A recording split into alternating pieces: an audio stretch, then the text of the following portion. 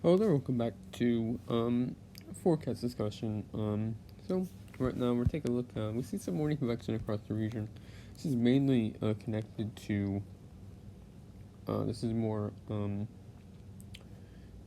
rooted to the right now the current 30 knot little jet that's in place right now across much of the region, and basically out of the southwest going to southerly. So we're getting some decent warmer advection across much of the region.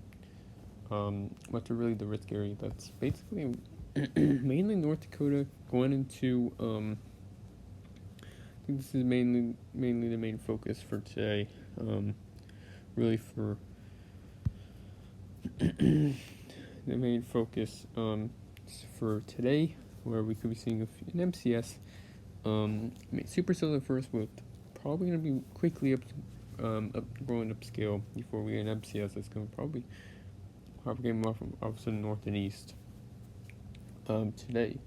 So we have quite a few short waves. We have actually one associated with this one just off down here. We have another one from Wisconsin, and going down to 700 millibars. Is it 500 millibars? 700 millibars. We have another one located right out here.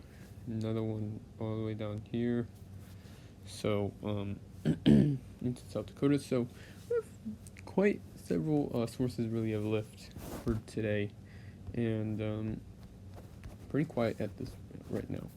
But surfacing has been taking place, especially across much of outside really more convection. There's actually quite a lot of surface heating, some cumulus clouds even fields across the Dakotas right now. So contributing that, we see a tiny bit uncapped environment really, where we see pretty much extreme instability across much of the Dakotas. We're reaching up to 4,500 joules per kilogram of mixed air instability. Surface-based instability much higher, near 5,000, 5,500, maybe near 6,000. Given how well really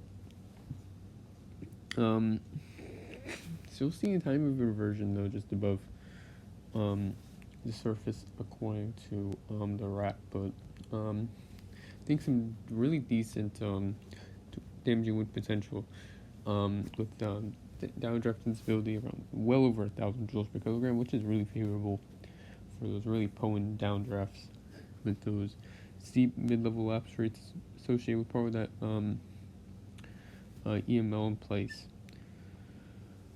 So that's going to definitely promote really significant damaging wind threat today.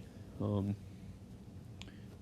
as maybe westerlies with full shear values around 30, 35, 40 knots should probably strengthen with time to throughout this evening as we have a trough located out west. That's going to really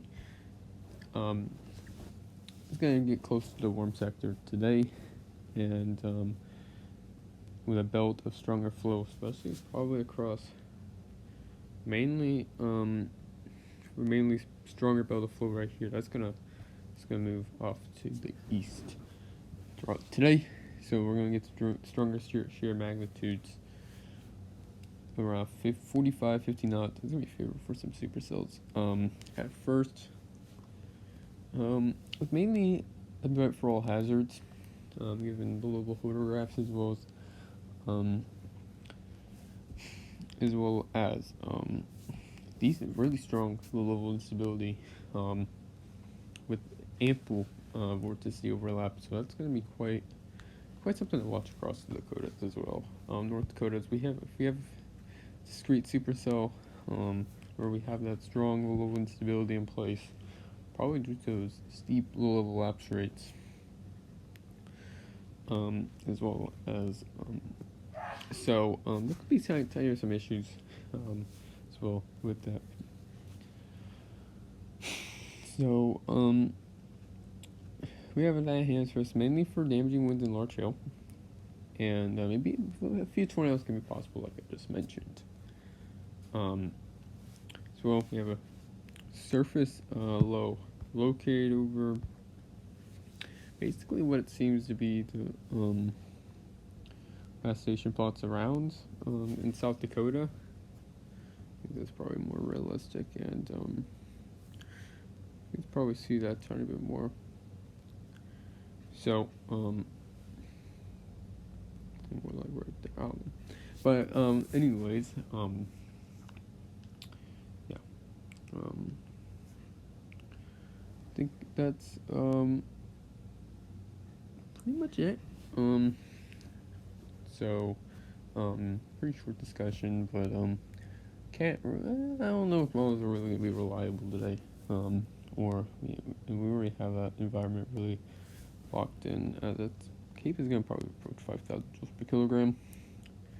Mixed learning stability, and I think we already covered the environment. Really, as we have it, is what seems to be main issue here is gonna be that cold front that's gonna really drive eastward, and that's why we're probably gonna be seeing some rapid upscale growth. But anyways, short discussion. Performance really, and